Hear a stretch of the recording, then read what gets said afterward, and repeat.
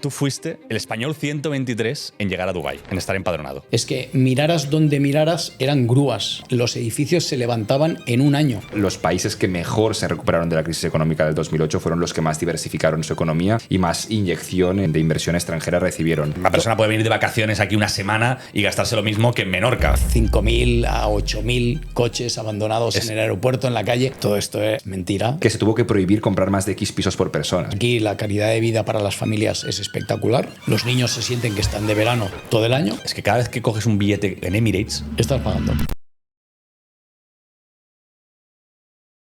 ¿qué tal, amigos? ¿Cómo estáis? Hoy hay setup distinto. Estoy sentado y esto significa que tenemos invitado. Ha costado volver a traer a otra persona. Sé que gustan los capítulos en los cuales traemos a alguien. Nos cuesta mucho de coordinar, por eso normalmente siempre veis las mismas caras, que es la mía y la de Pau. Por cierto, Pau, ¿qué tal? Mi cara sigue. Mi cara sigue aquí. ¿Qué tal? ¿Cómo estamos? Siempre con Pau. Y hoy tenemos una persona muy interesante para todos aquellos que, como nosotros, somos unos enamorados de este país, que vivimos aquí, que tenemos intereses aquí. Tenemos a Ramón Vidal. Ramón Vidal, licenciado en Derecho, licenciado en Economía, empresario, director de alguna compañía cotizada. Y, esto es muy bestia, tú fuiste la persona 123 en llegar, el español 123 en llegar a Dubái, en estar empadronado. Correcto. Bienvenido. Gracias, igualmente. No solemos traer muchos invitados, por lo que te digo, nuestra complejidad en el día a día nos cuesta mucho coordinar, pero cuando encontramos una figura como la tuya, la verdad es que es como esta persona tiene que venir aquí a contarnos muchas cosas. Porque antes nos contarás tu historia, evidentemente, pero para poner en contexto a la gente, tú llegaste por primera vez o visitaste el país como turista en el 97, la ciudad, Dubái. No sé lo que habría aquí, nada. Poca cosa. Pero no solo eso, sino que encima te mudaste en el 2001 y llevas desde entonces dando vueltas por aquí. Sí. ¿Cuál fue la primera impresión que tú tuviste cuando...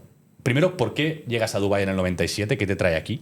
¿Y cuál fue la primera impresión de esta ciudad? Porque tú eres de Barcelona. Barcelona. Pues mi primera llegada es invitado por un íntimo amigo de la universidad en Estados Unidos que me pide que le visite, y el primer viaje que hacemos es aquí en Dubái. Él es de Arabia Saudí, un cargo importante en el gobierno de Arabia Saudí. Hoy, porque antes no, ¿no? Hoy, entonces éramos recién Licenciados, acabados, ¿no? sí, Sí. llegamos pipiolos totales. Y entonces, bueno, la primera ciudad que conozco es Dubái, y la verdad es que fue una impresión porque no es lo que vemos hoy. Era principalmente desierto, algunos edificios ya se estaban construyendo con potencial, pero nada comparado con lo que hay hoy. ¿Cuál era es decir, cuál era el centro de Dubái en aquel momento? El centro de Dubái era Deira. Deira. Justo estaban acabando las Emirates Towers, o sea, estaban inauguradas hacía poco. Toda la parte que tiene hoy torres altas de Sheikh Zayed no existían. Habían algunas en proceso de construcción, y todos los centros que hoy conocemos, tipo Downtown, Marina, GLT, todo esto, Marina Walk, todo esto no existía. Con lo cual... No estaba hecha la zanja del canal, ni incluso. Es decir, era una playa. No existía. Era desierto con casas. La parte y el creek artificial, porque esto que El no lo canal sepa, que cruza Downtown. El canal que cruza Downtown, hay una parte que es real y una parte que es artificial, que está abierta. Esa entiendo que tampoco estaba. Tampoco existía la natural, la otra no. Hasta Ras Al Khor, imagino, ¿no? Exacto. Y la continuación, ¿no? Exacto. Es decir, que Deira, la zona del aeropuerto, era lo que había en ese momento. Entiendo que Bur Dubai ya empezaba a tener cositas, ¿no? La parte del otro lado del creek. Sí, por Dubái sí. Y ya está, ahí se terminaba, ¿no? Porque Sí. Había algunas torres ya levantadas, tipo los bancos, la Rolex, la Emirates NBD, todos estos ya estaban. Esa torre del Emirates NBD que está en el creek, es verdad. Sí. Justo en la zona antigua. Exacto, sí. que tiene la forma de su logo. Sí, exacto. Pues todo esto sí existía, y por lo tanto todo se hacía en esa zona. O sea, cuando ibas al Dubai Economic Authority era en el centro. Y entiendo que en aquel momento no tenía ningún glamour. Hoy desde luego no lo tiene esa zona. Para nada. En aquel momento, Menos. Totalmente. Pero curiosamente, esto yo no lo sabía, ¿ves? Una cosa, las Emirates Tower estaban ahí. O sea, las Emirates Tower, ¿hablamos de las Emirates Tower de DIFC? ¿O de qué Emirates Towers hablamos? Sí, de las dos torres gemelas. Las dos torres que hay, de DIFC, del distrito financiero actual. De hecho, creo que son muy icónicas. Y creo que lo que es la estructura icónica de DIFC, que es el cuadrado ese gigante, también es un poco coetáneo, es más o menos de la misma época que las Emirates Towers, creo. Sí. ¿Verdad? Sí. Porque he visto algunas fotos que yo te decía antes que me gusta mucho ver fotos del Dubái antiguo y me paso horas viendo libros y cuentas que comparten ese tipo de fotos y me suena que el edificio este cuadrado mamotreto gigante. ¿No? The Gate, Sí, la puerta esa. Sí, esa que puerta está al lado del gigante. Gate Village, Sí, esa sí. zona es tal vez de las más bonitas que hay en Sí, Dubái. pues creo que esa torre es más o menos de la misma época que las torres de Emirates Towers. Aprovecho si alguien viene a Dubái, que la gente cuando viene no va a verlo, porque no es un lugar turístico, que vayan a ver toda la zona del distrito financiero, la puerta, las Emirates Tower y el Gate Village que está al lado, porque es precioso. Toda la gente que llevas dice qué lugar más increíble y nadie va. Yo creo que mucha gente va y no sabe que ha estado porque va directamente a los restaurantes que hay en esa Ya. zona. Ahí es donde está Zuma, Pero no Club, pasean. Cipriani y un montón de restaurantes top que a la gente le gustan. Pero claro, si vas de noche no ves nada. Vas, aparcas, llegas ahí al restaurante, luego te vas. Pasearte por ahí es recomendación. La verdad Sí, es que una especie de mezcla entre arquitectura europea, pero con la limpieza y la seguridad de Dubái, junto con conceptos así. Sí, es muy guay, es muy guay, Sí. muy bien ese lugar. Y una característica que solo los lugareños lo conocen es que tú puedes andar todo el DIFC por túneles subterráneos y por lo tanto la gente normalmente conoce la parte de arriba, pero no conoce La parte de abajo. que te puedes desplazar en verano Totalmente. con traje, sin acabar sudando. Esto es una cosa que yo siempre explico a la gente, que me di cuenta y empecé a explicárselo a la gente porque me sorprendió mucho. No es que nadie me lo explicara, pero me di cuenta andando y dije, claro, esto tiene sentido. Si todo este distrito financiero reúne personas que van todo el día en traje y tienen que desplazarse, incluso algunos viven, lo que sea, no pueden estar saliendo de edificio a edificio durante el día, sobre todo en verano. Y DIFC, curiosamente, que es un rectángulo en sí, si lo que tenéis es un rectángulo. Una caja de zapatos con diversos niveles. Tal cual. Existe bajo tierra y sobre tierra. Total. Y en ese bajo tierra tú puedes hacerte DIFC entero, pero en aire acondicionado. Sí, ¿no? puedes ir de una cafetería a otra sin tener que salir al exterior, da igual donde estés. Eso es muy Total. interesante, es Sí. muy guay. Después de venir aquí en el 97 y contarnos que no había absolutamente nada, dices, ¿por qué no? ¿Y en 2001? 2001 llego por primera vez, empiezo a hacer un setup, obviamente no como los setups que hacéis vosotros, pero un setup rudimentario que se tenía que hacer pues, en lo que era la Deira antigua, y me establezco definitivamente en el 2002. Vale. Wow. ¿Pero te estableces como empresario directamente o entras con alguna empresa? ¿Cómo te estableces? Primero me establezco como empresario con un socio local de aquí, Vale. presentado por esta persona de Arabia Saudí. Época en la que era importante tener un socio local porque si no, no podías constituir. Bueno, importante no, obligatorio. Obligatorio. Obligatorio, básico. Las free zones aparecen en esa época, pero aún no era común. Y todo el mundo te recomendaba no ir a través de free zone por la sencilla razón que necesitabas a alguien que te acompañara a todas partes y que resolviera problemas si llegabas a tener necesidades. Claro. Hoy todo esto queda resuelto con las free zones. Totalmente. Sí, es un instrumento increíble que este gobierno ha puesto para la facilidad de todas las personas que quieren desarrollar negocio. Aquí bien lo sabemos nosotros que nos dedicamos a esto. ¿Y qué hiciste? O sea, ¿a qué te dedicabas cuando llegaste aquí? Principalmente el mundo consultoría. ¿Cuántos años tenías cuando llegaste? Al principio, o sea, cuando llego las primeras veces, pues no llegaba a 30 años, y cuando ya me establezco bien aquí, pues ya estaría en 31 años o así. Vale. Y desde entonces, pues he estado vinculado siempre al mundo de la consultoría, principalmente. En esa época establecemos una compañía que ayuda a compañías de gran tamaño a establecerse en la región, y no solo establecerse, sino a acompañarlos a la hora de comercializar, de abrir puertas, relacional, etc. ¿Cómo era, en qué idiomas comunicabais aquí en aquellos tiempos? ¿Hablaba la gente inglés ya? Inglés 100%, sí. Ya tenían ese punto de... Sí, sí, sí. Estos establecimientos que hacíais de empresas, para que la gente nos entienda, era más bien algo parecido a una especie de, no solo un setup de establecimiento, sino también un poco de planificación estratégica, ¿no? Es decir, si hacía falta, les ayudabais, yo que sé, a buscar proveedores, conectarles con el gobierno, eso que realmente era un servicio un poco más integral, ¿puede ser? ¿Cómo funcionabais? Sí, la primera parte era pues presentar una serie de partners locales Directamente. que tenían que escoger. Vale. Ahí empezaba la primera dificultad porque cada partner, pues obviamente te vendía que él era el mejor partner, pero tenéis que pensar que en esa época las grandes compañías debían pasar por un partner local, el cual se forraba a veces sin hacer mucho, porque tú montabas aquí Ferrari tiene un partner local, entonces pues automáticamente la primera elección era escoger bien al partner que te iba a acompañar. Ahora mismo me acabas de hacer me acaba de venir una revelación. En este país, los que vivimos aquí, ya no son los que vivimos aquí porque puede pasar desapercibido, pero los que nos gusta conocer mucho cómo funciona el país a nivel societario, a nivel de empresas, a nivel de distribución, a nivel de quién manda en este país, te das cuenta de que aquí las grandes marcas, los grandes grupos de restauración, los grandes concesionarios de coches están controlados por 4 o 5 empresas, ¿no? Es decir, los centros comerciales los lleva pues, la familia X, la Ferrari, Rolls-Royce, BMW, tal, el grupo tal lo lleva una familia, la restauración de McDonald's lo lleva tal. Y ahora estoy entendiendo, por lo que tú has dicho, que seguramente todo esto se remonta a aquella época.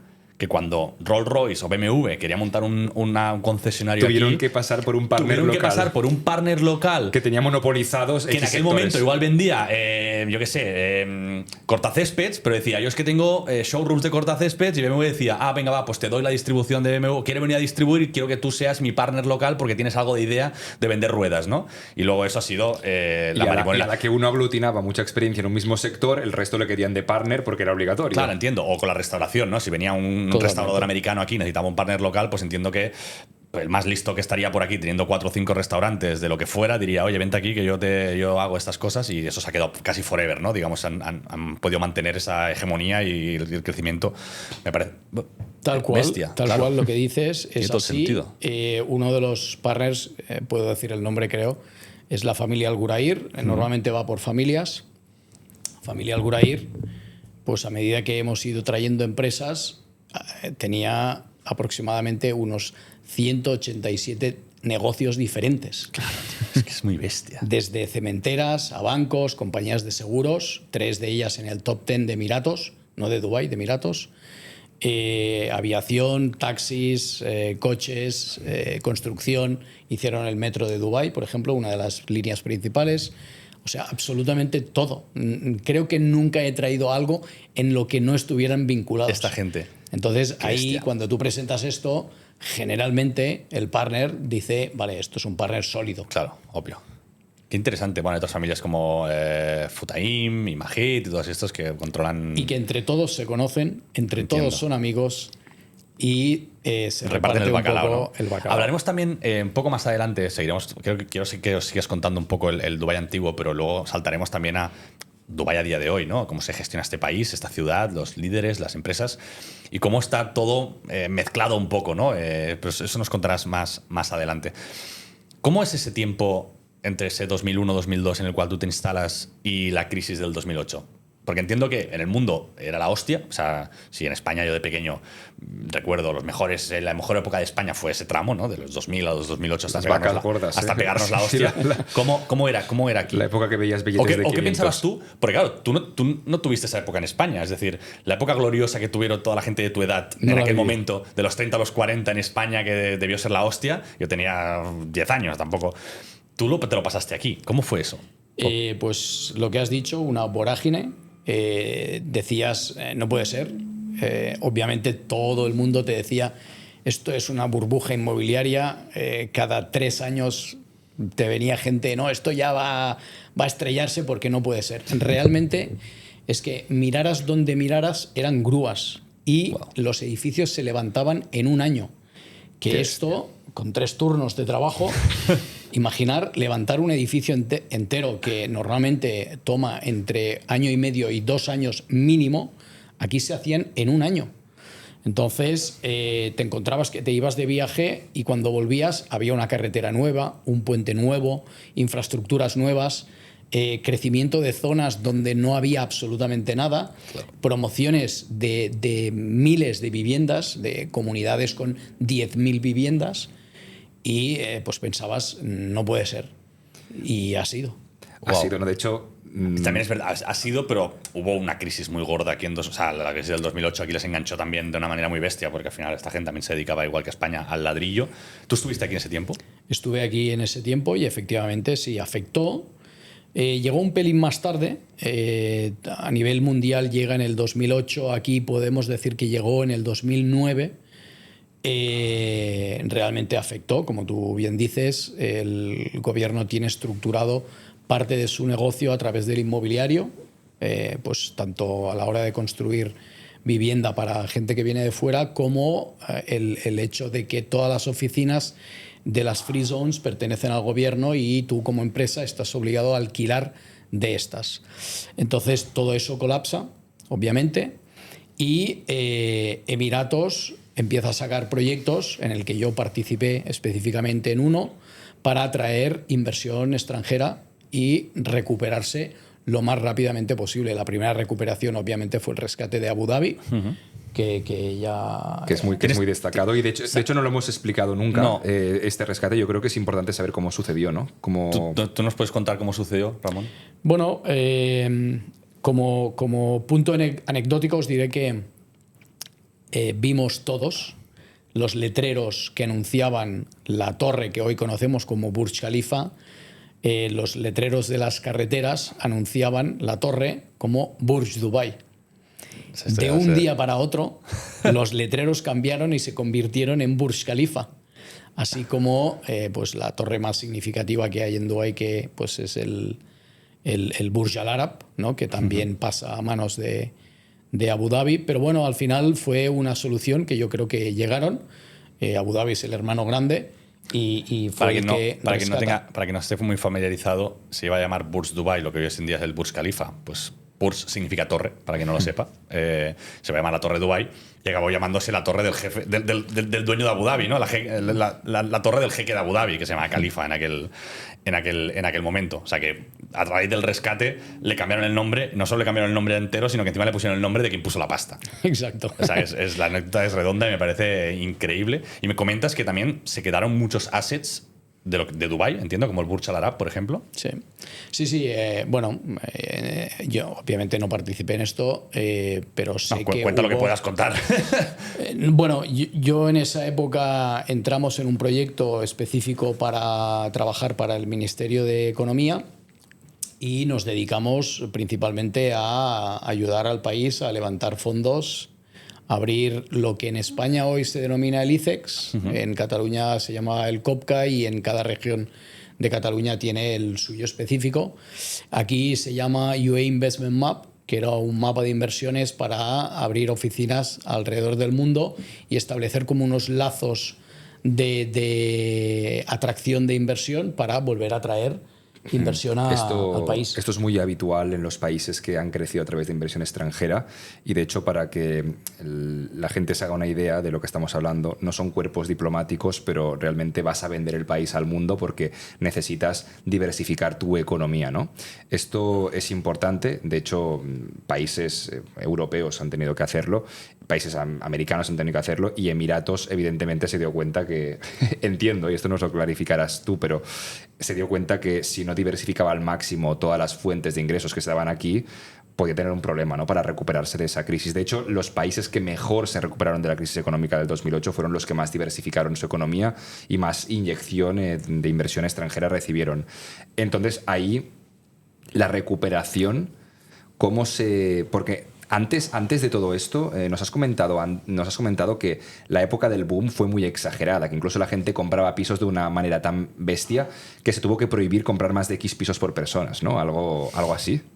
Sí, totalmente. Recuerdo como anécdota ir andando por el centro comercial más conocido que había en esos momentos, que era el Emirates Mall, y encontrarte un letrero en un puesto de venta de inmobiliaria donde ponía prohibido comprar más de 3 pisos. O sea, algo totalmente surrealista, porque la gente realmente compraba 5 o 10 pisos tranquilamente. Y comerciaban con las opciones de compra. Exacto. Esto luego se prohibió, pero sí, efectivamente es así y eso pues representó pues un antes y un después a la hora de poder comprar. Y De digamos hecho, que la recuperación después de que todo eso suceda es lo que lleva después a tu etapa profesional posterior, ¿no? No sé si querías comentar algo. no, No, adelante. que nos lo contará Ramón bien esto, no sé si sucedió de esta manera, pero el hecho justamente de que se incentivara la inversión extranjera a través de mecanismos como en el que participaste,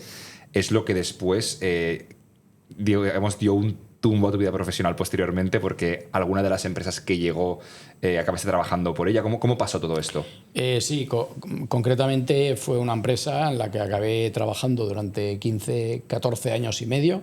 Se llamaba Altran, fue adquirida posteriormente en el año 21 por Capgemini, pero es una de las empresas que traje en el país. Y posteriormente pues, hubo una muy buena relación tanto con la dirección de la compañía como en el establecimiento del propio país, y nos pidieron pues, participar de una forma más involucrada, y acabé siendo el CEO para toda la región MENA. ¿En qué año esto más o menos? Esto fue en el 2009-2010. O sea, en plena crisis económica. Bueno, O inicio de recuperación. Aquí ya había inicios de recuperación, sí. La verdad es que la crisis aquí, así como empieza un poco más tarde, yo creo que empieza a recuperarse antes. También es verdad que este país era muy pequeño. O sea, que no es lo mismo, entiendo, no tengo ni puñetera idea, pero entiendo que no es lo mismo que se te lleve por delante un país de 40 millones de personas o 38 millones, como debía ser España en 2008-2009, que en aquel momento que habrían aquí 7-8 millones de personas. Sí. No muchas más, sí. ¿no? No. Incluso menos. Incluso menos. Sí. Entiendo que con un poco de ayuda de aquí, con un poco de los recursos naturales y con un poco de tal, pues entiendo que... Los recursos naturales, entendidos como el petróleo. Sí, árboles no. Sí. Madera no. Sí, en esa época salió también, digamos, estimulado por la prensa internacional para el dicho ese de mal de mucho, remedio de tontos. Salió pues que Dubái, que había sido el gran abanderado del tema inmobiliario, también se había caído. También. Incluso la gente estaba yéndose y abandonando los coches por el medio de la calle, ¿no? Y que había, no sé si llegué a oír, 5.000 a 8.000 coches abandonados en el aeropuerto, en la calle. Eso es mentira. Todo esto es mentira. Es decir, que los bulos y las... no sé cómo llamarlo, los bulos sobre Dubái ya se daban en 2008 y 2009, los mismos que se dan a día de hoy con las mismas cantinelas de...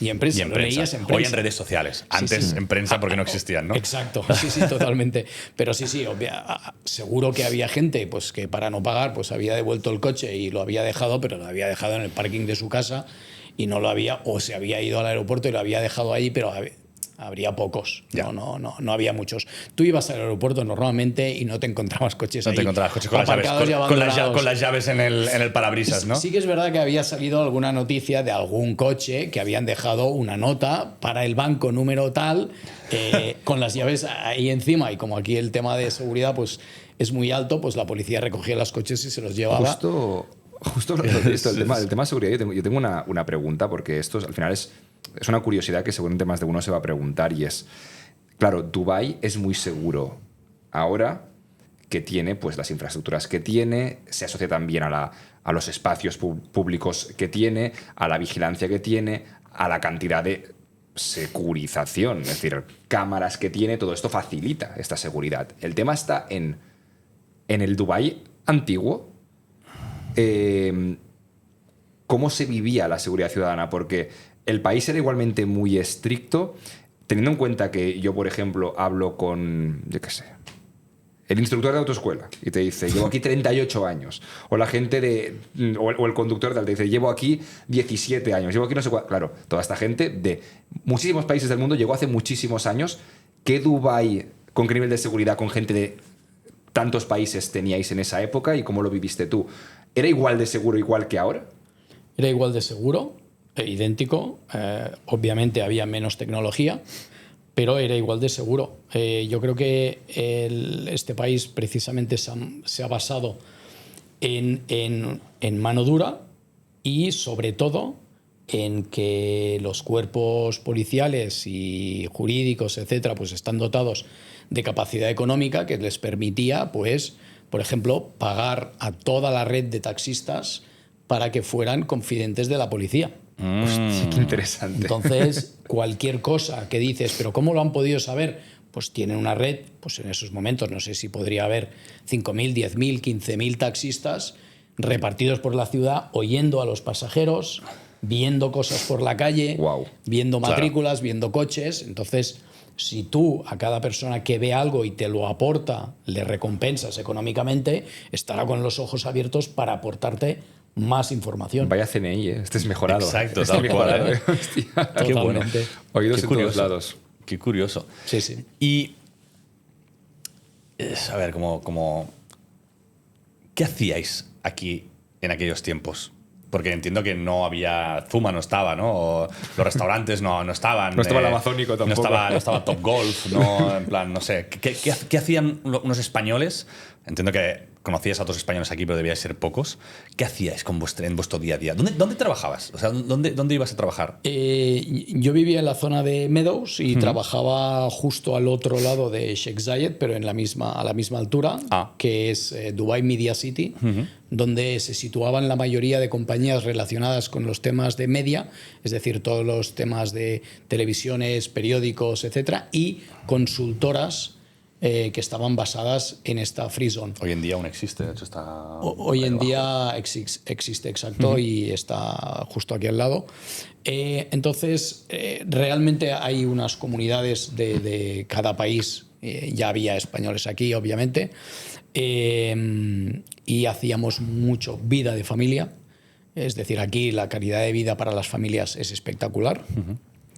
Los niños se sienten que están de verano todo el año, porque se pueden bañar todo el año, porque pueden gozar de urbanizaciones con piscina, con infraestructura pues preparada para como si estuviesen de verano, y nos reuníamos y íbamos a restaurantes. Lo que pasa es que obviamente pues no había la categoría de restaurantes internacionales que existen hoy en día. Pero sí, efectivamente había una oferta ya importante para el ocio. Es decir, este país cuando se concibe, ya se concibe pensando que todos los países de alrededor, ya con la excusa del alcohol, que en los países de alrededor no existía, puedan venir aquí y gozar de estos privilegios. Entonces, el turismo siempre ha existido y te encontrabas pues, en restaurantes de todo tipo, para todos los bolsillos, y por lo tanto pues, la vida era exactamente igual que ahora, aunque podríamos decir un poco menos con menos sofisticada. oferta, menos oferta. Sofisticada, Menos menos ostentosa. Pero Exacto. es que me flipa porque la gente piensa, claro, es que en España lo de Dubái se lleva oyendo hace 2 años, no más. O sea, yo vine hace casi 4 años y cuando yo vine nadie venía aquí ni de vacaciones, o sea, y a trabajar menos, ¿no? Y cuando hablas con las personas como tú, que lleva tanto tiempo aquí, te das cuenta de que esta ciudad tiene las cosas muy claras desde hace muchísimos años. O sea, si estamos hablando de los años 2000, que ya era una ciudad pensada para las familias, pensada para los expats, pensada con el punto de aquí sí que vamos a vender un poquito de alcohol. En Saudi a día de hoy no venden alcohol aún. Ya tenían vistas a que la gente viniera aquí y se instalara, ¿no? Ya tenían vista en el turismo. Eso se lo cuento a mucha gente. Nosotros, como españoles, el boom turístico de Dubái es ahora. Pero hay otros países del mundo en el cual Dubái es un lugar histórico donde veranear, ¿no? Como los ingleses, o los turcos, o los rusos. ¿Por qué hay tanta gente aquí de inglesa, tal? Bueno, pues porque seguramente en Inglaterra tenía mucha más cultura de Dubái en los años 2000 o los 90 que en España, que nunca hemos visto Dubái como un lugar de vacaciones, ¿no? Nosotros tenemos pues las Canarias, Punta Cana, ¿no? República Dominicana. Son lugares donde históricamente los españoles siempre hemos veraneado. Y entiendo que hay otras nacionalidades, otros países donde Dubái siempre ha sido un punto interesante de turismo, ¿no? Totalmente. Tienes que tener presente que Dubái se consolida como Emiratos Árabes Unidos en el 71 y que previamente a esto era una colonia inglesa. Por eso, obviamente, pues todo el mundo anglosajón y norte europeo concibe Dubái como un sitio para ir a pasar sus vacaciones en la buena época de verano, y por ello la comunidad, obviamente, la comunidad occidental más presente aquí es la inglesa, pero yo, por ejemplo, he tenido vecinos en mi casa donde pasaban 6 meses en Inglaterra del buen tiempo, y los 6 meses de mal tiempo de Inglaterra los pasaban aquí. Gente retirada, gente que ya estaba en otro ciclo de vida, y esto es lo que formaba el turismo anteriormente. Hoy yo creo que esto se ha transformado y se ha convertido en una plaza mundial para el turismo de lujo y el turismo de todo tipo, yo diría. Totalmente. De hecho, esto... De hecho, hay que desmentir que Dubái sea un sitio de lujo para todos. Es decir, Dubái es un sitio para todo el mundo. Bueno, es un sitio para todo el mundo. Una persona puede venir de vacaciones aquí una semana y gastarse lo mismo que en Menorca. O sea, que decir, totalmente. Por poder puedes. Sí. Al final, el tema está en que quieras hacer lo que ves en las fotos de según quién, ¿no? Pero claro, obviamente pues te va a costar un riñón según lo que hagas, es ¿no? evidente. Pero sí que la autoridad nos informó una vez que justo dentro de las 4 nacionalidades europeas más destacadas, la española era la cuarta, en el sentido de que los ingleses, la gente de UK era la primera, después está Francia e Italia también por delante de España, con lo cual España, bueno, españoles tampoco podían haber tantos en esa época porque, bueno, por lo que sabemos, erais una comunidad española, o sea, os reuníais. Me consta que también se crearon como asociaciones pequeñas. ¿Cómo funcionó esto? Un poco para los españoles que nos ven, ¿cómo se crearon el nicho de los españoles aquí en Dubái? Primero, tuvo mucha importancia, obviamente, el tema de la embajada y de la oficina comercial cuando se monta. Después se monta el Spanish Business Council con gente que llevaba hasta más tiempo que yo aquí.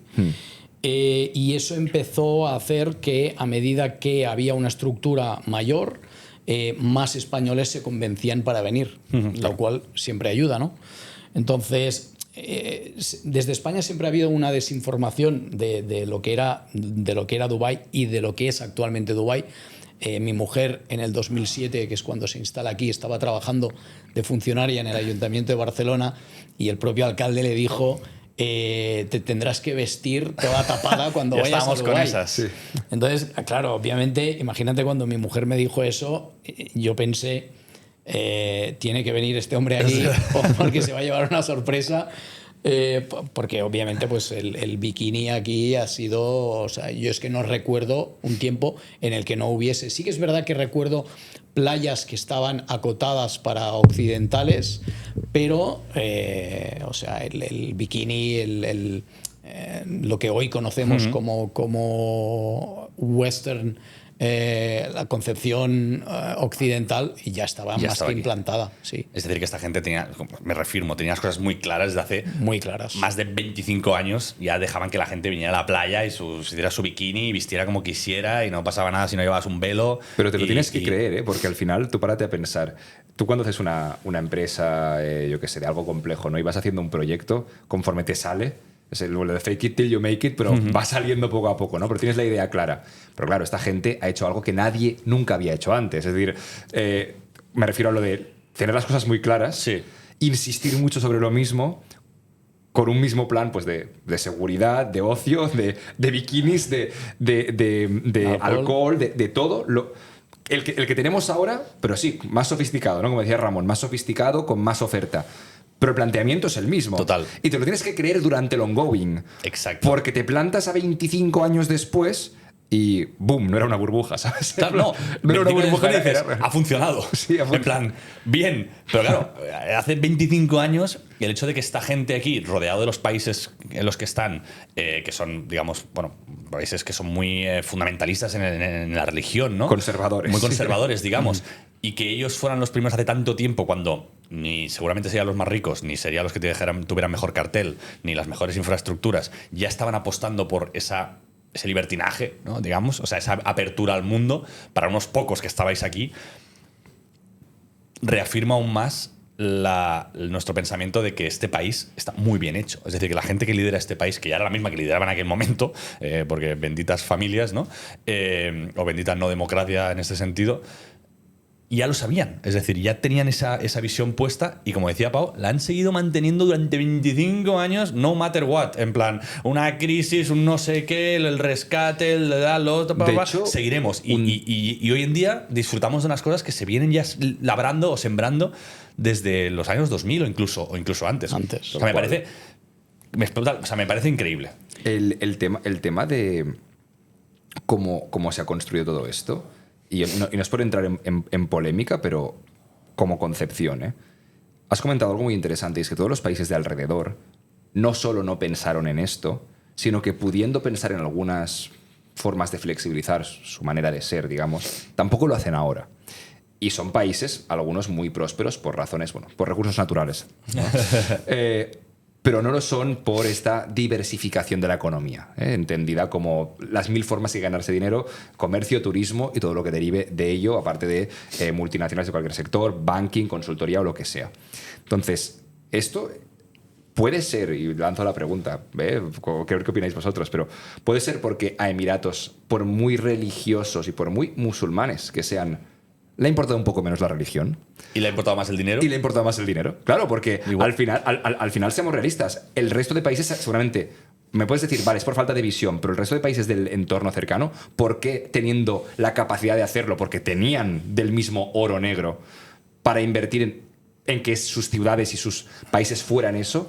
¿Por qué no lo han sido? Porque han decidido ceder menos respecto a su religión, entiendo yo, ¿no? Claro. Yo creo que la reflexión que haces es muy interesante, pero yo más pienso que en realidad debemos ver al que sería el ruler, el gobernador de Dubái, como un visionario que yo creo que no es que le quite mérito a la religión, sino que al final tiene una visión más aperturista de decir, voy a traer todo tipo de cultos, porque aquí hay iglesias, hay templos budistas, etcétera, y eso le hace más permisivo con la gente y sobre todo su ansia de visión y de hacer que este sea el mejor sitio para vivir del mundo. O sea, esto es algo que los que vivimos aquí hace mucho hemos ido viviendo y hemos ido transpirando en cuanto que, o sea, todo el mundo lo considera un visionario.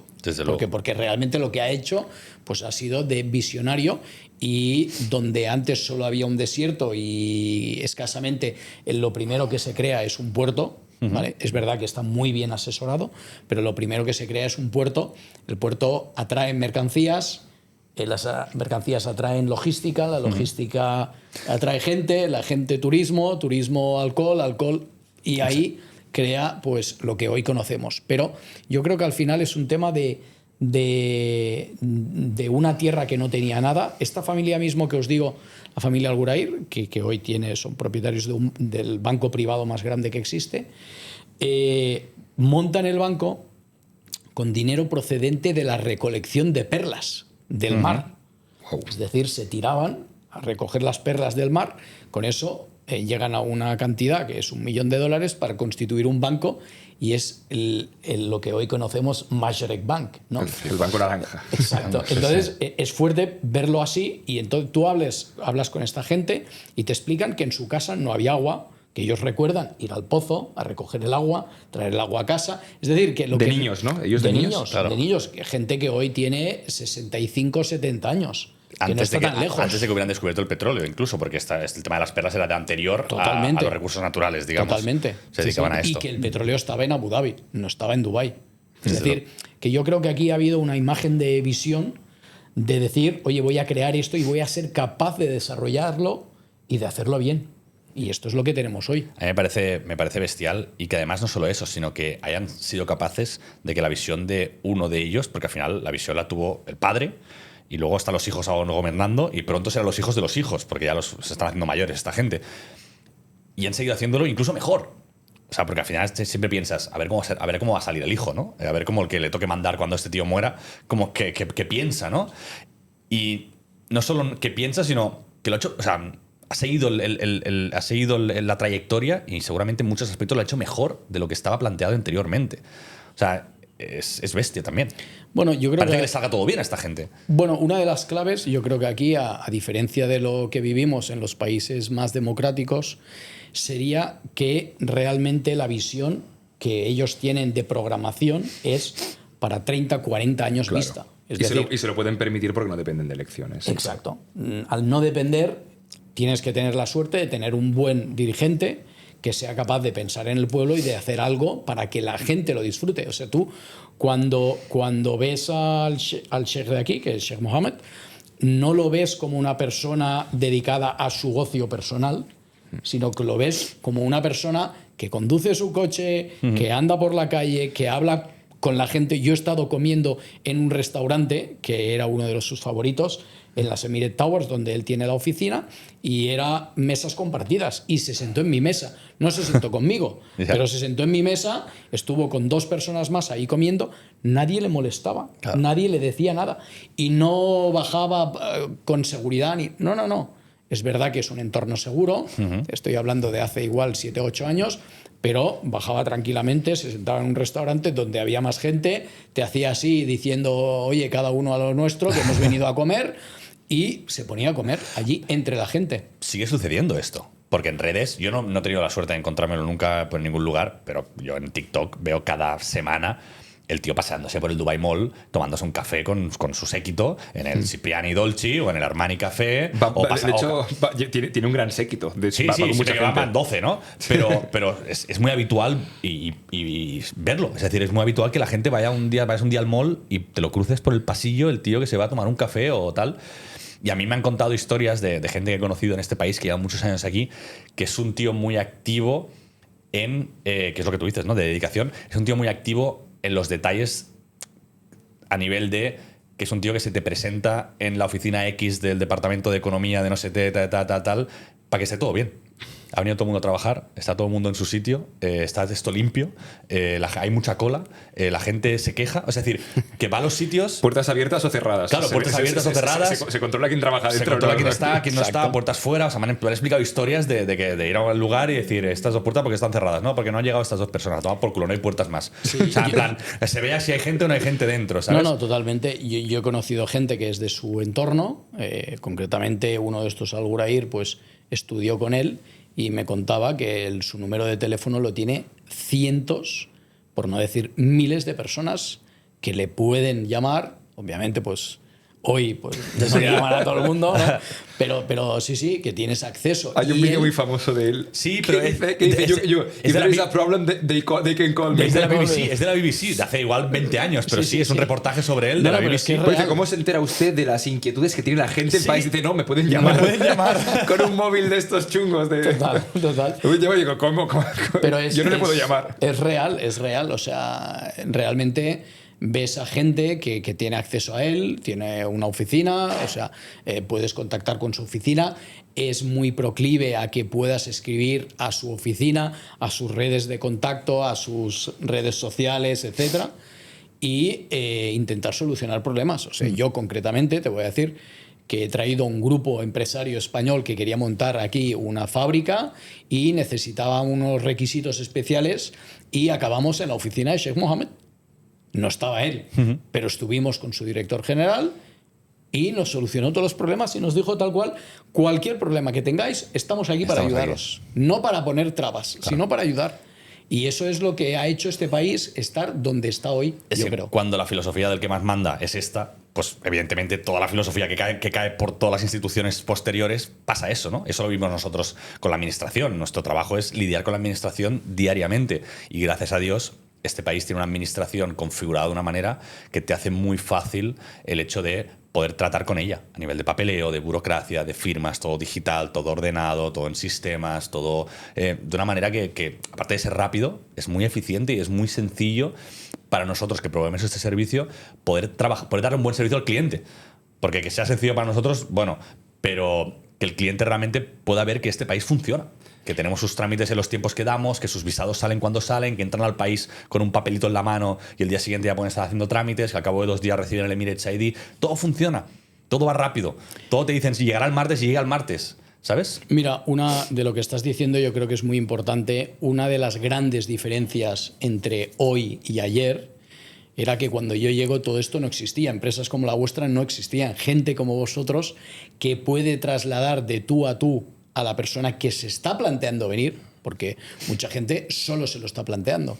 Entonces, yo creo que la labor que hacéis obviamente es muy importante porque lo que te ayuda es a entender dónde voy a ir. Claro. La gran preocupación, o sea, yo recuerdo compañeros de gente que íbamos a contratar y tal, y la respuesta era, bueno, tendré que convencer a mi mujer. No, trae a tu mujer y se convencerá sola. Pero gracias a empresas como vosotros y gente como vosotros que conoce la realidad, puede transmitir que todos estos rumores que a veces se dicen que no son reales o que se han exagerado por una razón o por otra, les ayuda a entender que ahí donde van a ir van a estar acompañados por empresas y profesionales que les van a ayudar a resolver todos sus problemas, porque tú cuando das el paso de me voy a vivir allí, pues es un paso importante y que cuanto más carga familiar tengas, es decir, si arrastras mujer, arrastras hijos, No, etcétera, y más farragoso se puede hacer. O sea,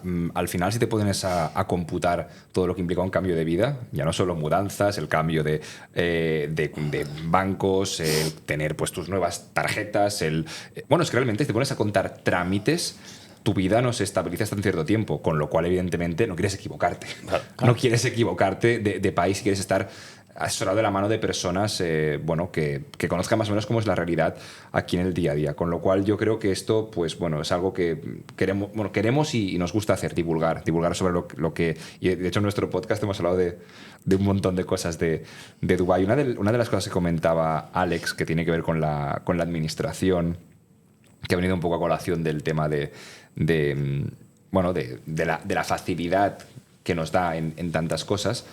Hay una pequeña divergencia, creo yo, entre Ramón, que en su día trajo muchos empresarios, y nosotros que tenemos empresarios, y es que como él estuvo antes, tiene un privilegio que poca gente tiene aquí en Dubái, sobre todo españoles, que quiero que nos cuentes, sin entrar en detalle porque no hace falta, porque imagino que solo hablas de quien sabes que puedes hablar, pero tú has conocido a muchos emiratis.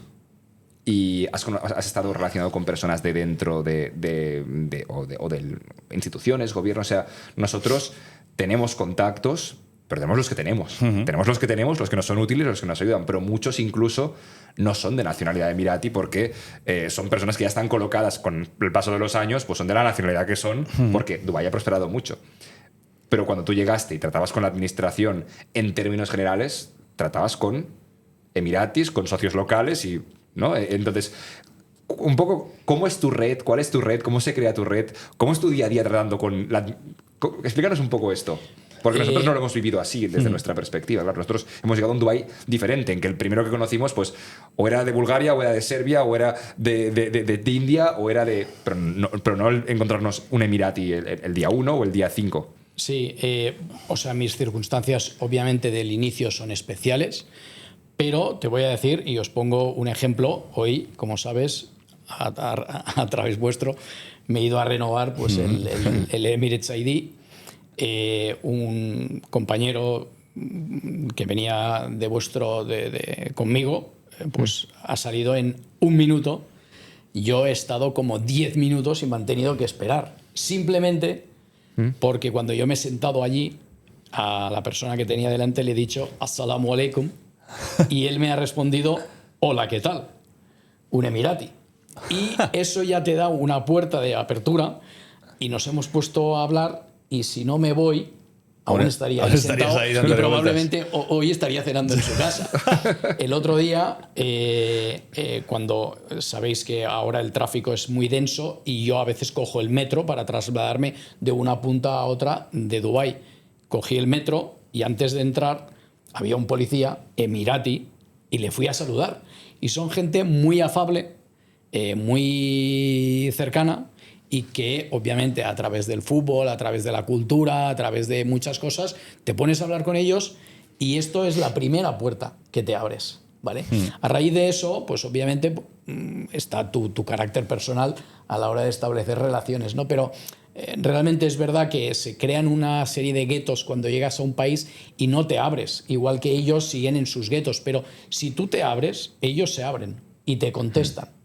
O sea que a tu reflexión, que es totalmente cierta, es verdad que yo venía de un entorno que sería atípico porque venía de la mano de un saudí, de la Casa Real, etcétera, que hace pues, que ya tengas una situación diferente al resto de la gente, pero igualmente es verdad que si tú te vas a una cafetería y en vez de estar mirando el ordenador, miras al lado y ves un emirati y hablas con él, lo más normal es que acabes hablando y acabes estableciendo una relación de amistad con esta gente.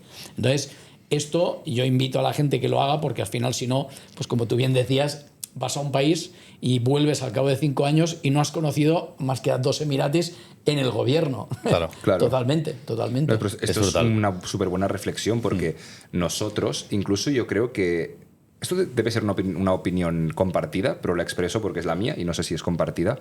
Es como que se les tiene mucho respeto porque al final como Emiratos es un país muy estricto, muy de mano dura, ¿no? Como decías, estricto en el sentido de que, oye, pues a un emirati tú no quieres causarle molestias, claro. No quieres que piense mal de ti, con lo cual yo creo que el saber que aquí tienes que intentar que no te pase nada raro, ¿no? Esto pasa mucho a la gente de Andorra, ¿no? No te metas con un andorrano, ¿no? No sea que me echen del país, ¿no? Pues no, los que somos de allí sabemos que no es así. Al contrario, de hecho hay muchos andorranos que pierden juicios contra gente que viene de fuera. Pero sí que es cierto que el deje de cuando vienes de fuera y más con una ciudad ya tan expandida es, bueno, son poquitos, los ves, les tienes, yo diría mucho respeto, ya es incluso ya visual al momento, ellos ya se les ve distintos, ¿no? Con la candora, etcétera. Y es como que ya muchas veces no osas, no es tan evidente, ¿no? Claro, como tú te has casi criado con ellos, entre ellos. Y tú les saludas ya en su propia lengua, y solo eso ya es un indicio de seguridad, ¿no? Que te reafirma, claro, te es más sencillo, pero me parece muy, muy lógico. Y de hecho, reafirma lo que nos contó un emirati en este mismo podcast, y es que ellos son muy abiertos y que él mismo se relaciona principalmente con gente extranjera. Sí, y que ¿no? son muy curiosos también y que les interesa, hostia, viene un español a hablarles y también les hace gracia. Coño, igual que a ti te hace gracia hablar con un emirati, a él también le hace gracia que un español le diga Totalmente. hola, ¿sabes? Porque él conoce el Madrid, el Barcelona y igual ha estado en Barcelona alguna vez, o sea, tienes toda la razón. Y aparte, en la línea de lo que dices, es muy importante, tú, Pau, has comentado que todos van vestidos igual. Esto ya te dice mucho de su sociedad. Significa que lo que quieren es igualar a todo el mundo y que por lo tanto no haya diferencias que puedas percibir por la vestimenta, por una serie de cosas. Entonces, yo creo que ahí es muy importante saber y entender que si esta gente ya ellos se visten igual para que no haya diferencias entre unos y otros, te puedas sentir similar y puedas intentar interactuar. Obviamente que te puedes encontrar un borde como lo puedes encontrar en todas partes, pero yo te digo que generalmente no te encontrarás este tipo de gente. Te encontrarás gente, pensar que el mundo árabe es muy... tiene en un punto muy importante el valor de la amistad, de la relación, de la hospitalidad, ¿vale?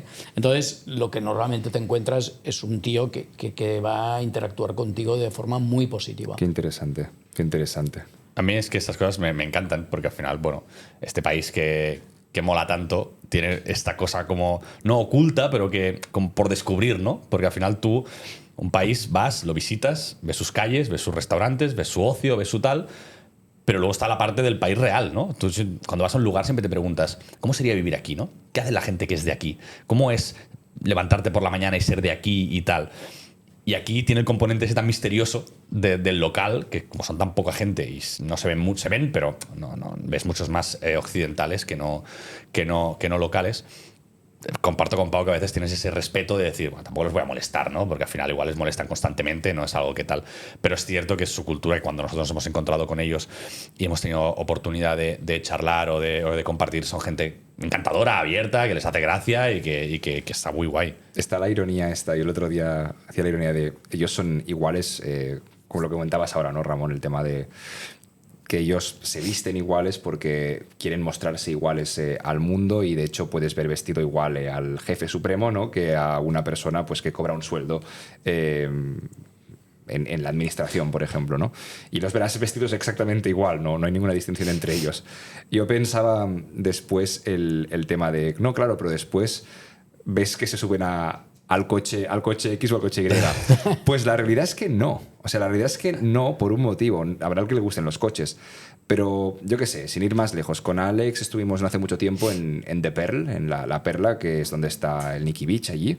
Y si nos dimos cuenta de algo es que pese a tener sus grandes casas, sus grandes mansiones, etcétera, ¿qué característica tenía ese barrio? Que no había ni un solo supercoche. No había un solo supercoche. Todos eran coches para ir al desierto. Todos eran Mitsubishis y Lexus grandes. Sí, exacto. Coches Toyotas, y Nissan Patrols, exacto. Tal cual. Y me sorprendió mucho que me pasó lo mismo. Ha abierto, para quien no lo sepa, Flash News de Dubái, ha abierto hace poco el Marsa Al Arab, que es uno de los hoteles de super lujo, que va a ser de los más imponentes del mundo seguramente. Es increíble, lo podéis buscar. Está pegado al Burj Al Arab, está en una nueva marina. De hecho, han forma hecho parte del mismo complejo, porque son todos de la misma cadena. Tal cual. Y han hecho una marina nueva al lado, que de hecho cada casa que hay allí vale 200 millones de dirhams, creo. Está muy bien de precio. Muy bien de precio.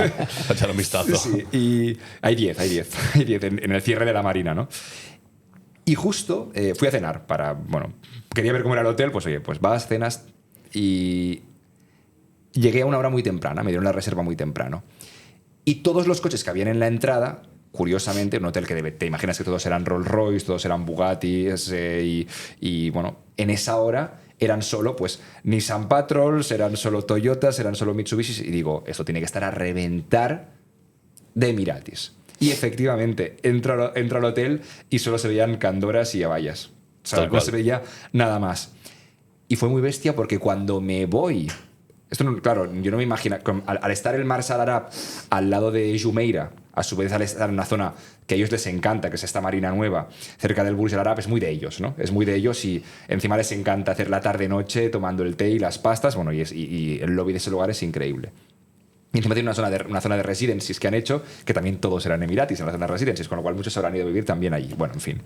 Que salgo de cenar y era la hora que llegaban, la hora típica que yo iría a cenar, pero me iba. Y llegaban los expats. Es increíble porque salgo y solo había Ferraris, Bugattis, Lamborghinis, McLarens. No había un solo coche que no valiera mínimo 100.000, 150.000 euros, el más barato, ¿no? Y digo, es increíble, es el mismo lugar. Y seguramente de todos los emiratis que habían aquí, porque es un hotel de ultra lujo de 5 estrellas, todos tenían muchísimo dinero. No solo son iguales con el tema de la candora, sino que es curioso porque tampoco son ostentosos con el tema de los vehículos, que después vivirán en una casa increíble. Desde luego, no, tendrán el Ferrari que lo sacan el domingo para tal, lo tienen ahí porque les hace gracia, pero no lo necesitan sacar a pasear muy a menudo, la verdad. Es curiosa esta filosofía de no ostentación que tienen, ¿no? Y te reúnes con una persona de altísimo calado y no lleva ni pulseras ni relojes, nada, va con dos sandalias. Eso sí que es lujo silencioso. Lujo silencioso. Lujo silencioso y no lo que venden otras marcas. Sí, sí. El otro día, Ramón, hablamos de cómo el país, que de eso también sabes mucho y creo que es muy interesante, de cómo el país está organizado, porque aquí no se pagan impuestos y es, bueno, pues cómo vive la gente, ¿no? Cómo se mantienen las carreteras, cómo se hacen los aeropuertos, quién paga toda esta fiesta. Y tú sabes muy bien cómo, quiero que nos cuentes, cómo está organizado el gobierno y las empresas públicas y las consultoras que están detrás apoyando. ¿Cómo se organiza todo esto y cómo hacen que este país, con toda esta complejidad de vivir en el desierto, de que sea un 10% de locales, de que no hayan impuestos, de que tal, Pascual, funcione? Pues mira, es la gran pregunta, porque todo el mundo te dice, bueno, no, esto es por el petróleo y tal. No, no es en absoluto. Es decir, hay que concebir este país como un país semipúblico, público-privado, que funciona realmente como si fuera una empresa privada. Por lo tanto, todo tiene una entrada y una salida y el balance tiene que cuadrar.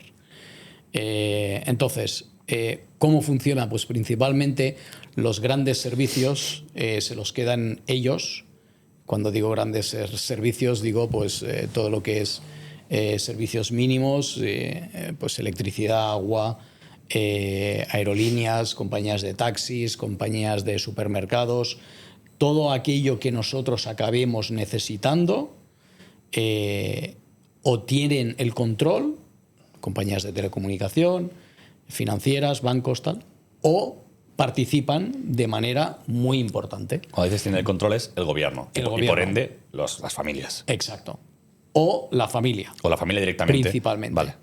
Entonces, ello hace que todas estas compañías que nosotros pensamos que pertenecen al jeque, en realidad pertenecen al gobierno y ayudan a pagar lo que tú has dicho, la fiesta. Es decir, ayudan a poner infraestructuras, a poner carreteras, a poner metros, a poner tal. Pero, y ahí entran las consultoras, cuando ellos lanzan un proyecto de metro, por ejemplo, lo lanzan haciendo un cálculo de que ese proyecto va a ser rentable. Y por lo tanto, a la larga, ese proyecto se pagará a sí mismo. ¿Vale? Entonces, todo funciona así. No hay alguien que ponga dinero que luego no va a llegar a ningún sitio. Cuando tú, por ejemplo, por poner un ejemplo, cuando tú dices que, por ejemplo, ahora hay, quiero que 7 o 8 nuevas líneas de metro que están proyectadas de aquí a 2030. Ahora mismo hay una sola línea de metro y creo que hasta 2030 van a haber 7 o 8 nuevas líneas de metro que van a ir digamos, a conectar todos los barrios de la ciudad. Los barrios, esta ciudad es inmensa, cada uno un barrio está en donde Dios perdió la gorra. Y eso hace que la gente tenga que coger el coche para absolutamente todo y quieren conectar todos los barrios a través del metro. Entiendo que ellos, su manera, para hacerlo fácil, es: yo pongo una línea que vaya 20 kilómetros dentro del desierto, que me cuesta una pasta, pero porque yo tengo pensado que voy a desarrollar una serie de barrios que van a llegar a esos lugares. Todos estos barrios, algunos edificios los voy a levantar yo, otros voy a ceder el terreno, me van a pagar el terreno, me van a pagar la electricidad, luz, agua, supermercados, y por ende voy a acabar pagando lo que me gastaba en hacer esa línea de metro. Totalmente. Y no solo eso, el que va a hacer el edificio cercano a esa infraestructura va a contribuir al pago de la infraestructura. Ya, claro. ¿Vale? Entonces, esto es muy importante. O sea, pero como una voluntariamente. No, voluntariamente está dentro del precio del terreno, por ejemplo, el hecho de pagar una parte de la infraestructura que te va a permitir llegar a tu casa. Esto en Europa, para la gente que nos ve y que le interesa el derecho tributario, y que en su día explicábamos que existe una figura en los tributos que son los impuestos, los tributos y las contribuciones especiales. El diezmo, ¿no? Claro, las contribuciones especiales son una cosa muy rara, pero que de facto sucede en muchos países. Y es que tú, para tener ciertos servicios en cierto lugar, tienes que pagar una proporción de esos servicios, ¿no? Y se te repercuten. Claro, si Emiratos lo tiene todo tan calculado, en que, como dijimos en su día, ¿no? Y Ramón lo reafirma una vez más, aquí el dinero no se destina, se invierte. Se invierte. Eso de vamos a destinar partida de... No se destina. La partida que se destina es porque sabe que la caja va a cuadrar. Exacto. Si no, no se destina la partida, porque tiene que salir los números a medio-largo plazo. Y claro, una fórmula para que salgan, más allá de que el propio negocio en sí sea rentable, porque vaya que se compren tickets, es que también pueda repercutir parte del coste a otras infraestructuras que también son de interés, ¿no? O sea, al final es los elementos multifactoriales que acaban haciendo que ahí la caja cuadre. Y entiendo que eso lo lideran pues consultoras que acaban siendo pues un poco este modelo de... Ya nos confirmas cómo es, o si lo conoces un poco mejor, que es un modelo de tecnocracia, pero es una tecnocracia autoritaria, ¿no? Hay una familia que dirige, hay un órgano de gobierno, pero realmente se reconoce como no capaz de tirar en esas materias y contrata consultoras que son las que tienen el conocimiento técnico. Sí, principalmente consultoras estratégicas, pues las más reconocidas en el mundo, desde McKinsey, BCG, EY, o sea, hay muchísimas compañías, Accenture, tal. Entonces, todas estas compañías lo que vienen a hacer es un poco contribuir a tecnificar ese pensamiento, esa visión. Os pongo un ejemplo muy claro. La gente dice, es que han puesto el SALIC, el peaje. Peajes. Han puesto peajes en Sheikh Zayed. Bueno, esto está muy bien pensado. Primero, Sheikh Zayed, que es la calle que, como sabéis, cruza con 16 carriles de punta a punta todo Dubái, se satura de la cantidad de coches que hay. Nos consta. Me consta. ¿Cómo la vaciamos? ¿Cómo quitamos coches de aquí? Desincentivando que la gente pase. No, más que desincentivando, pagando otra infraestructura que será el Ring 1, el Ring 2 y el Ring 3. Entonces, peaje 1 paga una carretera, peaje 2 paga otra. Eso y van haciendo, hostia, tío. ¿Me entiendes? Entonces, cuando ya tienen todo esto hecho, dicen, ya está hecho, ahora sacamos la compañía a bolsa y recuperamos otra vez la inversión que se ha hecho. Es decir, está todo pensado no tanto en el sentido de voy a hacer dinero, no. voy a hacer que alguien pague la fiesta. ¿Quién va a ser? Pues toda la gente que usa esa carretera. Es de genios esto. ¿Me entiendes? Entonces, esto es lo que estas grandes consultoras estratégicas te van asesorando, te van ayudando a hacer los modelos y tal. Ellos tienen unas visiones, tienen unas necesidades y se utilizan consultoras que les asesoran de cómo hacerlo mejor. Entonces, y es un trabajo bonito, además, porque imagínate que tu trabajo fuera, obviamente desde la perspectiva técnica, no es tan divertido para el que está haciendo números, tal vez, pero bueno, tal vez le encantan, pero decir que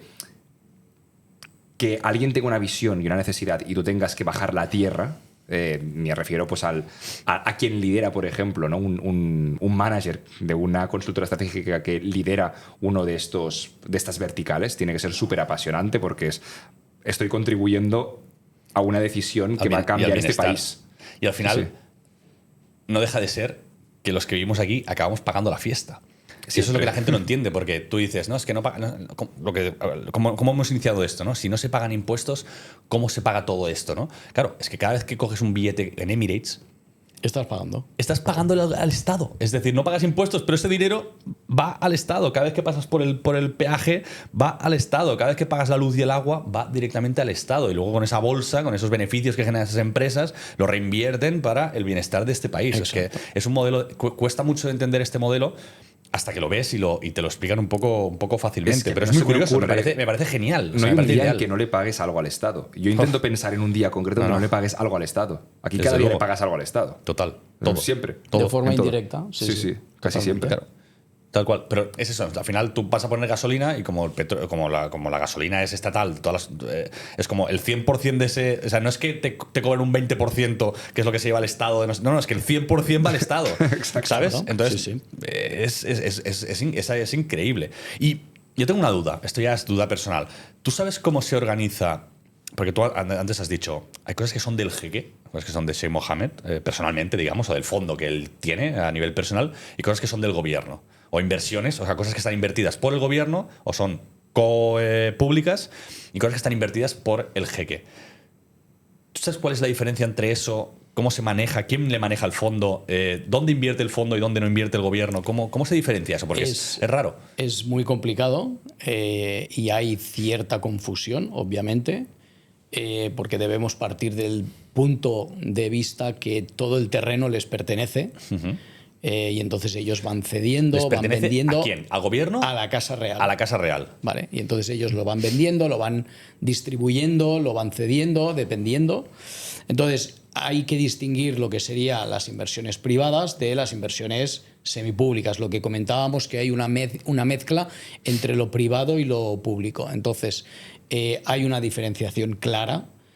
Todo lo que son compañías en las que ellos participan desde un punto de vista gubernamental son compañías que, aunque tienen en sus órganos de dirección a estas personas, no son ellos directamente que están haciendo un negocio para sí mismos, sino que lo están haciendo para el país, para reinvertir este dinero, ¿vale? Pero no hay una línea muy clara, porque al final, si tú vas a buscar las cabezas de todos estos entes público-privados, aparecen las mismas personas o puestos por las mismas personas. Claro. Pero sí que es verdad que tienen funcionalidades totalmente diferentes. O sea, que podemos encontrar que, digamos, que el jeque no entra directamente como él mismo en un lugar, sino que pone al gobierno a entrar en esa empresa, ¿no? A tal. Y el propio jeque es el que pone a la persona a dirigir esa empresa. Exacto. Que al final, digamos que el bolsillo del gobierno y el bolsillo suyo termina siendo más o menos lo mismo, ¿no? Porque es a grosso complicado modo. distinguirlo. Sí, claro. Sí.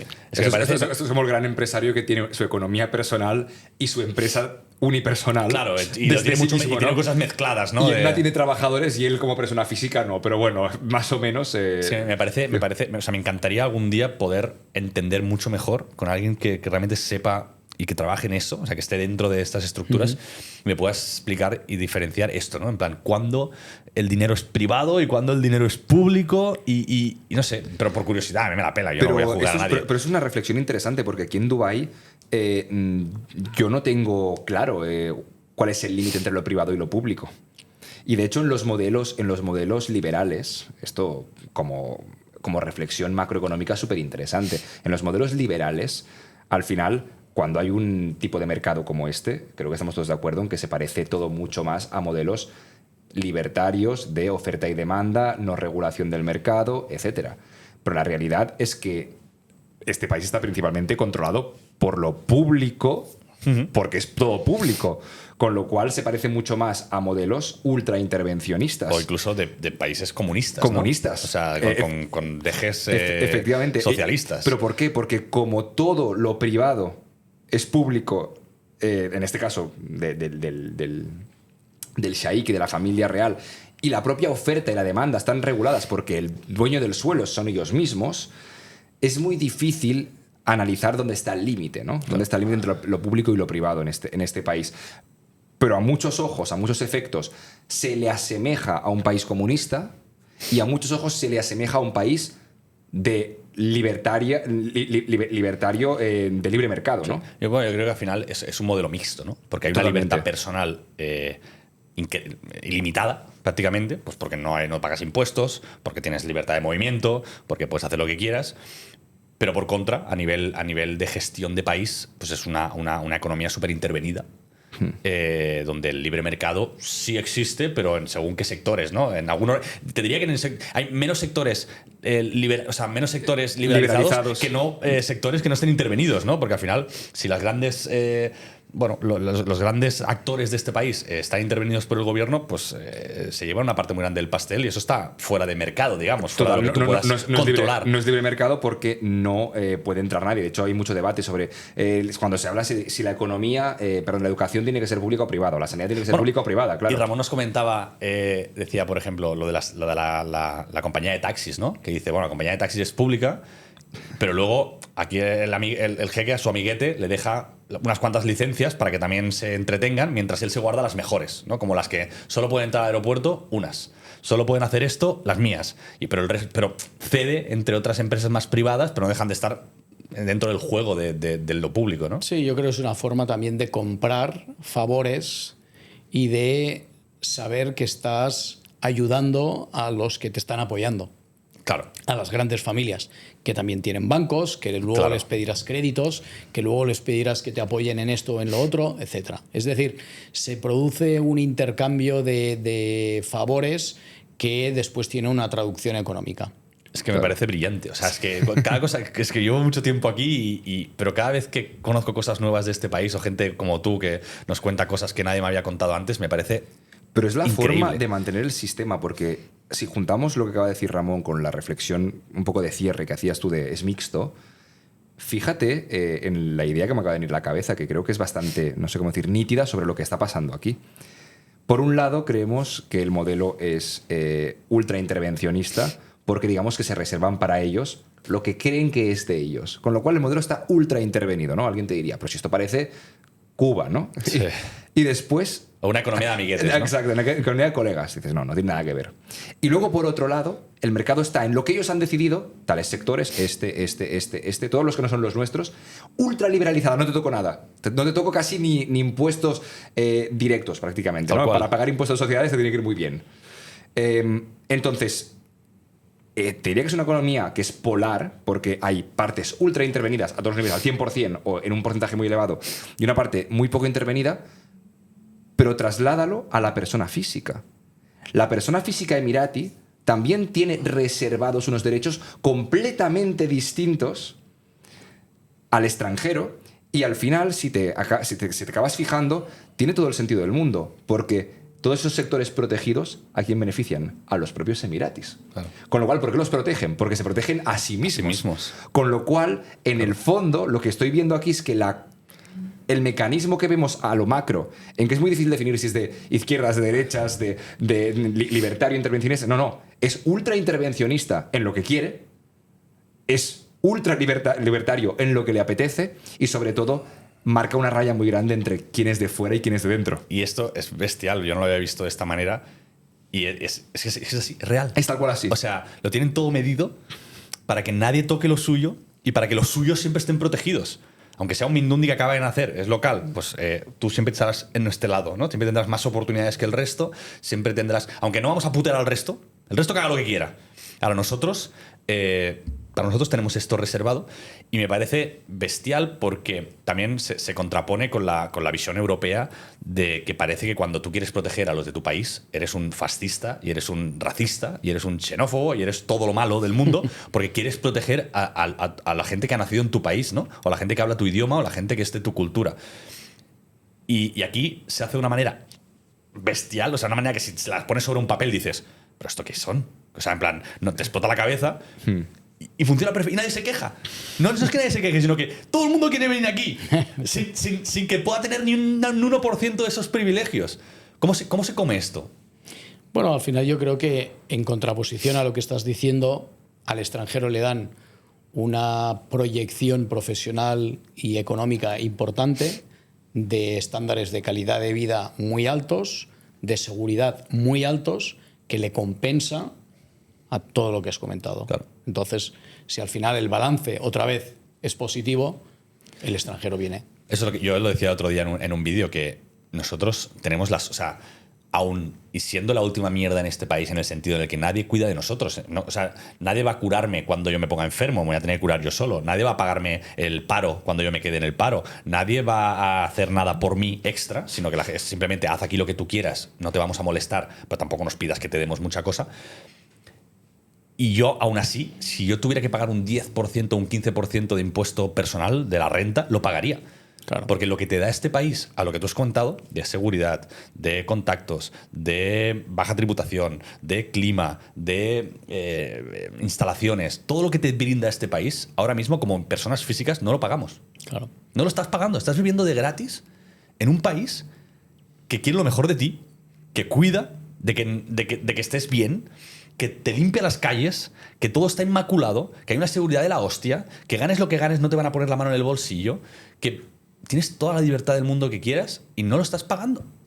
Es que ni con tu empresa, aunque hay un pequeño porcentaje de impuestos sociales que pagan algunas compañías, sí. Es que si haces las cosas bien ni las pagas. Entonces, es muy bestia. O sea, es acojonante. Y aún así hay gente que vive mejor que nosotros aquí, que son los locales, ¿no? O sea, hay gente que aún se lo monta más bien que nosotros, ¿no? Pero es bestial. O sea, vivimos de gratis en un lugar maravilloso. Sí. Sí, tal cual. Y es la perspectiva del no te voy a dar nada, pero tampoco te voy a quitar nada. Pero claro, eso ya permite que tengas mucho. Claro, eso ya permite que tengas todo lo que tú mucho. quieras. Todo lo que seas capaz conseguir. de generar, todo lo que seas capaz de pensar, todo lo que seas capaz de hacer por ti mismo, bienvenido sea y para adelante. Yo tengo un poco de curiosidad sobre cómo fue un poco... Hemos ido un poco circulando, ¿no?, sobre la historia de Ramón. ¿Cómo fue un poco esa etapa final, ¿no? Después, superada la crisis, evidentemente, entrado todo tu proceso como CEO de la empresa que trajiste. Seguiste trabajando en consultoría, entiendo. Me comentaste en su día que, de hecho, incluso teníais una parte de servicios corporativos por tu lado, que hacía cosas parecidas a las que hacemos nosotros, ¿no? Es decir, hiciste otras cosas por aquí, por Dubái, hasta la fase ahora ya más... holgada, en la que haces proyectos más pues por tu cuenta, en que esa etapa quedó atrás, ¿no? Porque sí. ya no eres CEO de esa empresa desde hace un tiempo, entiendo, ¿no? Sí, 4 años. 4 años. Sí, la compañía se vendió en el año 21, yo salgo de la compañía y entonces monté otros proyectos. Es verdad que con el presidente de la compañía que se vendió, pues hemos montado otra y estamos replicando el modelo. Que es una empresa cotizada en aún París. No está cotizada. La empresa, la anterior, sí. La empresa cotizada en París. En París, sí. Y ahora pues hemos montado la siguiente y la idea es replicar el modelo y volver a hacer lo mismo. Pero sí, realmente creo que lo importante es que tú aquí cuando sales al final, pues otra vez te vuelvas al balance y tengas un positivo en tu hoja particular y que hayas tanto vivido la experiencia como todo lo que te ha aportado el país. Yo, mira, ahora que estabas comentando esto, tengo una anécdota de una vez que me paró un policía por hacer una infracción tonta. Y me paró y era un policía secreto y yo no lo había visto, claro, porque también hay muchos y no los ves. Y bajó, me picó en la ventanilla y yo pensé, ¿qué quiere este tío ahora, no? Y se identificó, me dijo, soy policía, tal y cual, esto que has hecho no se puede hacer, no sé qué. Y yo le dije, disculpa. Y me dijo, ten presente que este país también es tu país. Y eso me caló, porque dije, ellos quieren que tú también percibas el país como propio. Claro. Porque al final es verdad que tú dices que tienen más privilegios y tal, pero bueno, tú también tienes privilegios aquí. Total. Y realmente su voluntad es que tú percibas esto como propio. Y que no. Y yo, si te hago un análisis de la gente que venía antes y la gente que viene ahora, veo una diferencia. Antes, incluso lo hablaba ayer en una cena con unos amigos locales, que me decían, fíjate tú que el comprador de antes era el comprador especulador. Hoy no.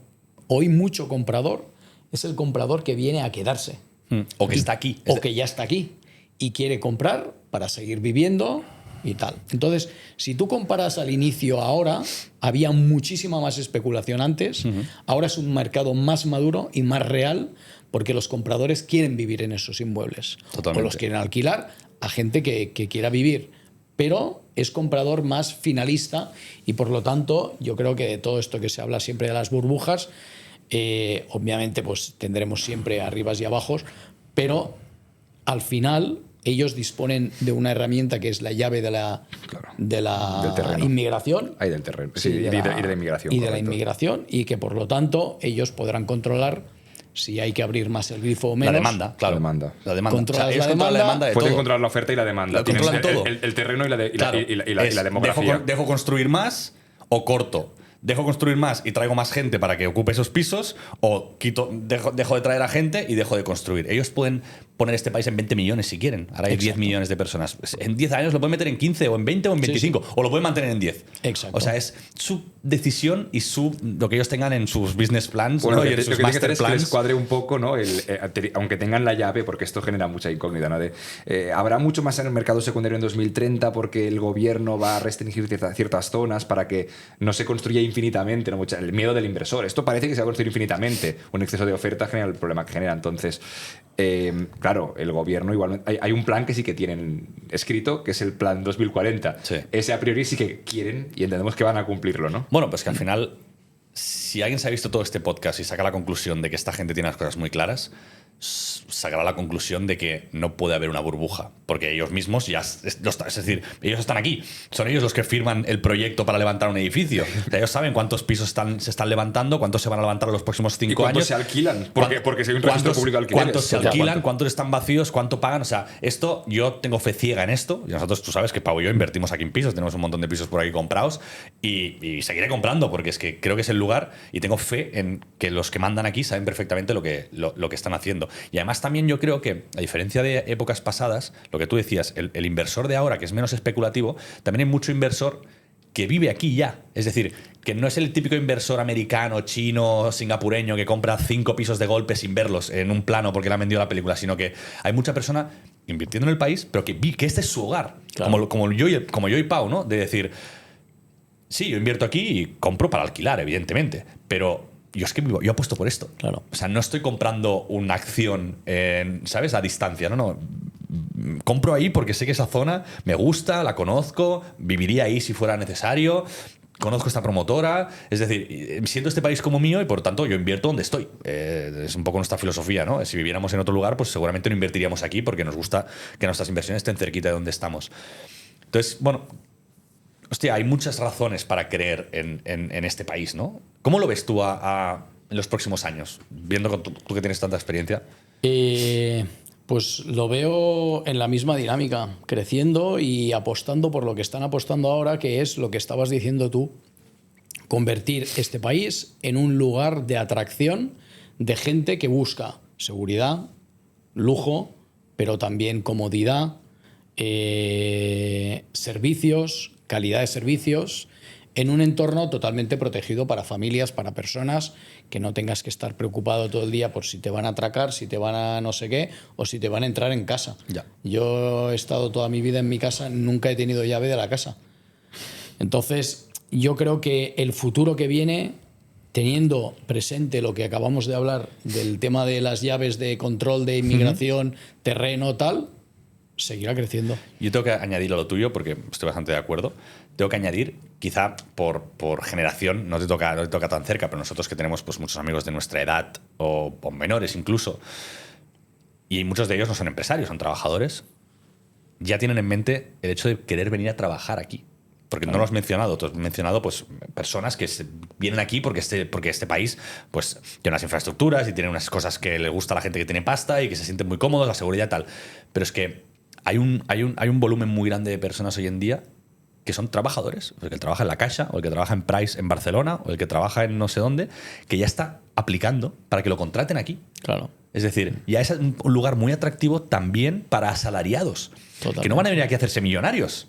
Van a venir aquí a cobrar mejor que en España seguramente y a beneficiarse de todo lo que tú has mencionado. De hecho, ¿no? tenemos un dato muy reciente que lo sacamos en hace 5 o 6 podcasts, que Dubái es la ciudad número 14 del mundo que atrae más a talentos extranjeros. Totalmente. Para posiciones de trabajo, de asalariados en este caso, pero que es una clasificación descomunal teniendo en cuenta pues, los años que tiene Dubái y que tiene muchos meses de mucho calor. Pero bueno, o sea, incluso así, ciudad 14 del mundo es una barbaridad. Es una barbaridad y eso te hace pensar que ya no solo es un lugar para que se retire la gente con pasta o para que venga la gente con pasta a invertir, sino es un perfecto lugar para venir a trabajar. Aunque tengas 20 años, un recién licenciado, si te contratan aquí, coge las maletas y vente. O sea, ni lo dudes. Y si estás buscando tu primer trabajo, aplica el LinkedIn aquí directamente ya y si te cogen, te coges un Airbnb aquí, te vienes a la aventura y será lo mejor que vas a hacer en tu vida. También es cierto que esto, hablando con muchos amigos míos que son empleados aquí, y están empezando a pagar menos. Claro, hay competencia. O sea, las empresas grandes de aquí ya están empezando a pagar menos por traer a la peña. Claro. Pero menos que hace 2 años. Yo tengo bastantes de mis buenos amigos que he hecho aquí llevan recientemente 2 años y ellos... Porque ellos, claro, ven el ritmo de contratación de sus compañías y la gente nueva que va viniendo y los sueldos que van cobrando, ¿no? Y mis colegas son la última generación, o sea, los últimos que se vinieron con el paquete importante. Yeah. Con el paquete de, por favor, vente, tranquilo, no te va a faltar de nada, casa, coche, bonus, vuelos a casa, un sueldo de la hostia, en plan, cobrando 4 veces más que en España, todo. Sí. Los que vinieron después, del último año y medio o 2, ya no es eso. Ya no es lo que antes, imagínate, no me quiero imaginar los 2000, ¿no? Pero que eso tú lo has significa vivido. que es porque la gente quiere venir. Claro, o sea, Dubái se ha convertido en un lugar tan interesante para un asalariado que todo el mundo quiere venir aquí. Claro. Que todo el mundo quiere no trabajar en España, ni en Reino Unido, ni en Francia, ni en Italia, en ningún lugar. Quieren trabajar aquí. Y no porque les paguen mucho más, porque ya, como te digo, ya están bajando. O sea, evidentemente van a pagar más que en España. Normal. Sí, es evidente, no es muy difícil. Porque sí, por un lado no es muy difícil y por el otro es necesario porque vivir aquí, evidentemente, no es como vivir en un pueblo a 25 kilómetros de Barcelona. Pero que ya es un lugar de interés para ya el asalariado puro, que quizás no era su mercado hace unos años, para los europeos me refiero, sí, para los indios o otras nacionalidades, ¿no? Sí, totalmente. Es muy curioso. Es muy curioso. ¿Tienes alguna cosa más que añadir, Pau? Pues realmente hemos tocado, yo creo que casi todo. Casi todo. Hemos tocado casi todo y hemos llegado a conclusiones muy interesantes que van a quedar para la posteridad del podcast. Creo que ha quedado un super podcast. O sea, estos temas a mí me encantan, ya lo sabes, y al final hablamos de estos muchas veces tú y yo solos. Sí, pero cuando tenemos a y de hecho, personas... Alex creo que ha hecho preguntas muy acertadas, que han tocado temas muy chulos, así que nada, yo creo que el público, nuestro público, nuestra pequeña comunidad lo habrá disfrutado. Seguro. Y más es un lujazo tener a una persona como Ramón, el 123. Exacto, recordemos censado, que es la persona censada número 123 en Dubái. Siendo español, sí. Pues listo. Y nada, la verdad que muy contentos, muy agradecidos de haberte tenido y nada, casualidad pues que tanto Ramón estaba por aquí, nosotros... estamos en la fase previa un poco a nuestras vacaciones de verano, así que no sabemos cuándo se publicará esto. Claro, exacto, igual ya hemos vuelto. No sabemos cuándo se publicará esto, pero bueno, en todo caso, contentos de haber estado aquí con Ramón y de haber tenido esta oportunidad. Gracias, Ramón. Un placer, gracias a vosotros por haberme invitado y dar la oportunidad de toda esta gente que pueda conocer mejor cómo es Dubái. Nadie mejor que tú como embajador de Dubái, una persona que lleva tanto tiempo. Gracias.